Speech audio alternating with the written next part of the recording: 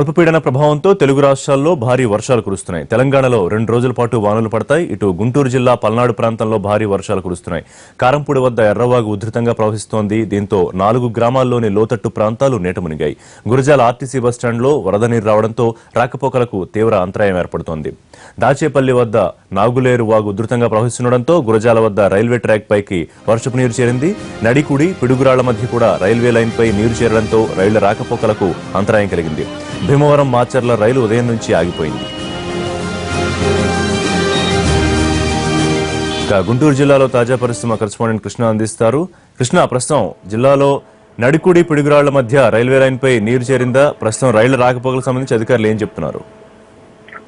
రిషి, అర్ధరాత్రి నుంచి కురిసిన భారీ వర్షం దాదాపుగా పల్నాడు ప్రాంతంలోని జనజీవనాన్ని అతలాకుతలం చేసిందని చెప్పుకోవచ్చు. ముఖ్యంగా గురజాల ప్రాంతం, దాచేపల్లి ఈ పరిధిలో ఉన్నటువంటి మొత్తం కూడా నీట మునిగిన పరిస్థితి కనిపిస్తా ఉంది. ప్రస్తుతం గురజాల బస్ స్టాండ్ లో అయితే మోకాళ్ళ లోతు నీళ్లు పైన ఉన్న పరిస్థితి.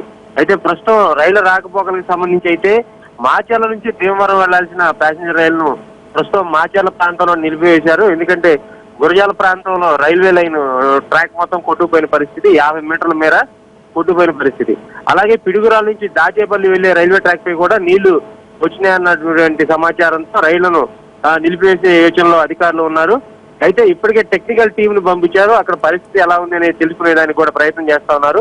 మరోవైపు భారీ వర్షం మాత్రం ఓ పక్కన పంటలను, మరో పక్కన జనజీవనాన్ని అస్తవ్యస్తం చేసింది. ముఖ్యంగా ఇప్పుడు పిడుగురాల ప్రాంతం నుంచి కూడా కరాలపాడు అనే గ్రామం ఉంది. ఆ గ్రామంలో కూడా గోడ కూలి వృద్ధురాలు కూడా మృతి చెందడం జరిగింది. ఈ నేపథ్యంలో మొత్తంగా భారీ వర్షాలు అయితే అర్ధరాత్రి నుంచి పల్నాడు ప్రాంతంపై ముంచెత్తాయని చెప్పుకోవచ్చు. ఈ నేపథ్యంలోనే ఇప్పటికే అధికారులు అక్కడ ఆ ప్రాంతానికి చేరుకున్నారు. లోతట్టు ప్రాంతంలో ఉన్నటువంటి ప్రజలందరినీ కూడా సురక్షిత ప్రాంతాలకు తరలించారు. అక్కడ షెల్టర్లు కూడా ఏర్పాటు చేసి ప్రస్తుతం సహాయ కార్యక్రమాలు కొనసాగిస్తా ఉన్నారు జిల్లా ఉన్నతాధికారులు. అలాగే జిల్లాకు సంబంధించినటువంటి మంత్రి, వ్యవసాయ శాఖ మంత్రి ప్రతిపాటి పుల్లారావు కూడా ఆదేశాలు జారీ చేయడం జరిగింది.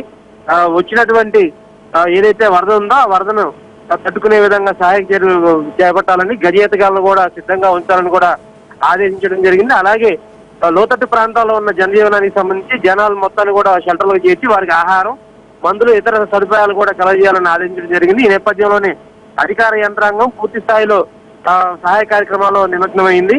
అయితే ప్రస్తుతానికైతే వర్షం అయితే అక్కడ పడటం లేదు. ఈ నేపథ్యంలో సహాయ కార్యక్రమాలు చురుగ్గా సాగుతూ ఉన్నాయి.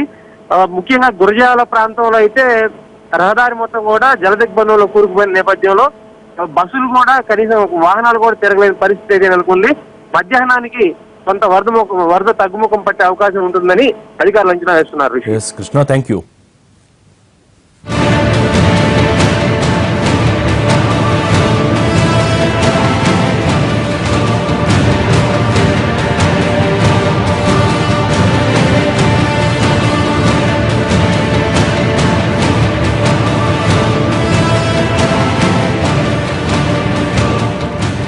బంగాళాఖాతంలో ఏర్పడిన అల్పపీడనంతో తెలంగాణ వ్యాప్తంగా 2 రోజుల పాటు భారీ నుంచి అతి భారీ వర్షాలు కురుస్తాయి. ఇప్పటికే విస్తారంగా వానలు పడుతున్నాయి. హైదరాబాద్, రంగారెడ్డి జిల్లాల్లోని పలు ప్రాంతాల్లో భారీ వర్షం కురుస్తోంది.